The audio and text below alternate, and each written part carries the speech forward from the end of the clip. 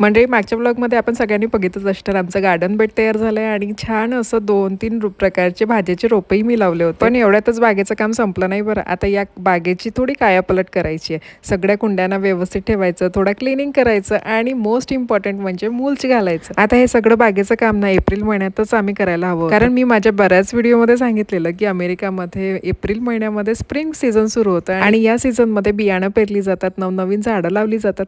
पण एप्रिल महिन्यात आम्ही गराज पेंटिंगचं काम करायला घेतलं होतं आणि तिकडच्या कामाचं थोडं ताण वाढल्यामुळे हे काम जरा डिले झालं. असोल गार्डन बेड बनवायला जरी उशीर झाला असला तरी माझे लहान मोठे एक्सपेरिमेंट एप्रिल महिन्यापासून सुरूच होते बरं. त्यामध्ये काकडी बीन्स मटारची बियाणं तर मी लावलीच होती. त्यासोबत मी घरच्या मेथ्यांपासून मेथी आणि कोथिंबीर पण लावली. अच्छा, अमेरिकामध्ये ना बरीच लोक कुत्री मांजरी पाळतात. आता या पाळीव प्राण्यांच्या ओनर्सना सोशली कम्युनिटीमध्ये बरीच रेस्ट्रिक्शन्स असतात.